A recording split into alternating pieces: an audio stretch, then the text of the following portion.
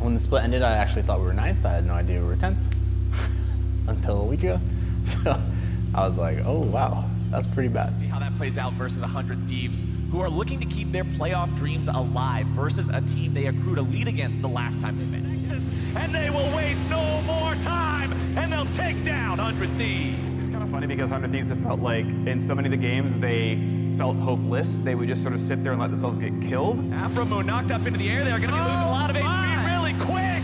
They're following that one up, and the feathers fly. And But like let their Nexus die and no one fought for it. And this will be Echo Fox taking the win. Okay, well, we're gonna fight for the red buff this time. We're going to step up. Ooh, wrong kind of step up. Didn't work out well. So either way, want to spend some more time. Obviously, it felt terrible not making playoffs. It's the second time I finished last. First time was my first split ever. Other than that, I went to Korea in the off season.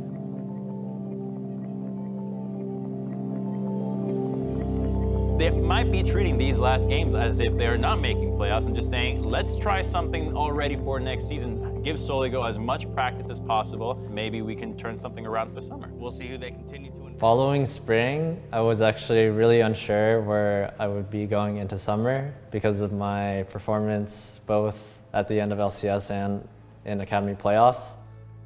And so I thought a lot would depend on how the offseason went as well as how the bootcamp went at Korea. So some of the days we were given just free time and basically we were just allowed to grind as many games as we wanted to without any review or without practicing certain goals.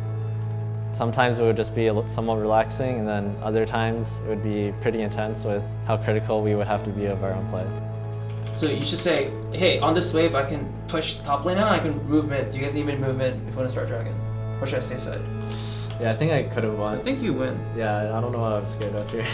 I mean, you see everyone else win. During the off-season, I worked on a lot of things, especially at the Korean bootcamp, such as my communication, my champion pool, and my laning. And so the coaches set goals for us, as well as they would do individual reviews with us after every game. And so we were playing around 15 to 20 games per day and just grinding out, trying to meet our goals. And I think he played the most games out of all of us at the boot camp, so I think he definitely cares a lot about what happened last split, and I think he'll do a lot better in summer. Oh my god. Oh my god, bro. Wait, he griefed though. He died 3 times in 4 minutes. I'm taking a screenshot. don't take it. It's mine. Greetings. I hit you with that spin move. What's up? I hit you with that spin move. The spin move, wow. What's the review on that tea versus the other tea? Oh, this one? Lemon's good, but honey and oatmeal raisin by far superior. Oh my god, when we versus Olaf, Jarvan, Galio, what the is this? We can go Janna, Hyper Carry, or we can play Tarek. I think Tarek's not bad. When you have fun with the game, it just depends on who you're playing with. So I got to play a lot with Max, Soligo, and Aaron, which is Fake God. So I was just hanging out with all those guys, and then Joseph as well, our coach that was there on site. So just being able to, experience going somewhere, new environment, going out, eating food, all this different culture, just makes it a lot more fun. I don't know how else to explain it. It's just like a new experience. You get to be with a group of people, go, and you come back with stories and stuff like that. And when I do play solo queue, I think it's a lot easier if you have somebody there to connect with. I think in any game, whatever group of people you're playing with determines how fun it is, even if the game is just complete trash. I need this. You want me to eat? Oh my god, California, like citizen. Oh, what? What's up, guys? Oh, bring it in. How you doing? Man, you guys got a fruit plate already? I'm gonna jump in on that. You think you're wrong. What? I guess. It's true. You know me. He's terrified of you. Come here. What happened? Did he change? He grew up and changed. It's crazy. I think you changed.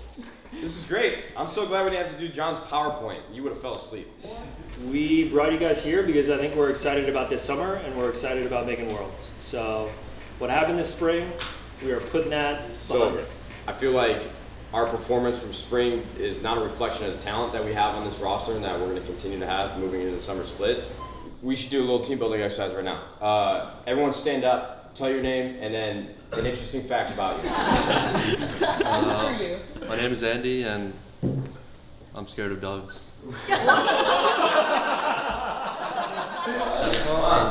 You can call me someday. That's interesting. No, we need a fact. What's something interesting about you? I got haircut yesterday, and I got. My name is Aaron Lee, and I can't speak Korean. That's my interesting fact. So everybody else in this room. I'm Zach. You already know a lot about me. Interesting facts from I'm black. It's okay. Maurice, run it. Let's go. That's a good question. My name is Ruiz, or Amazing. You can call me whatever. Interesting fact about me is probably that I'm a lot older than you think, and the translation of my name, last name actually Stückenschneider, is piece cutter in English. Piece cutter? Yeah, that's what the translation is. I'm pretty old, at least like when it comes to esports standards, because at this point I have like 6 years under my belt. A lot of things led me back here, honestly. I think that the professionalism that's kind of in the scene in the LCS compared to the LEC, like the level is just a lot higher. The organizations are a lot better. And honestly, if you can compare LA to Berlin, I prefer LA. Good way to prevent something bad from happening again is kind of being really introspective and really reflective about what had happened and kind of what led up to it. What were the things that you missed when you first evaluated how it would go? So I think those are a lot of things that we kind of checked off in this off season. And so we signed Amazing in the off season, who is a import from Europe who has NA residency. I think he's a strong voice on the team, and he's going to be able to kind of bring a lot of direction in the game, and definitely like a new set of eyes, because yeah, since the last split really didn't work out, we definitely need to change the environment some. I mean, you know, like, I don't want to say the sky's the limit and basically make a meme out of it, but I do think that the North American scene itself is not as strong in terms of the teams. Like, you have maybe 2 to 3 top teams that are actually really good, but the rest is just whatever. So I do think that this team is not supposed to be a 10th place team. They're supposed to be, at least be a contender for the title. You can only go up, honestly. So we have to do it right and yeah, work our asses off. That's what it is. I'm really confident going into this split. I think it's probably going to raise some flags that we didn't make like sweeping changes with the roster, but that's honestly, like, I feel this is the most talented roster we can field right now. And I'm really confident we can make a lot of these changes. I think the players weren't able to really show what they had, and I don't think I was able to get it out of them. And during this kind of break, during this like spring split run that we just had, we were able to take a lot from it. And I think I'll be able to get these players to play the way they need to now.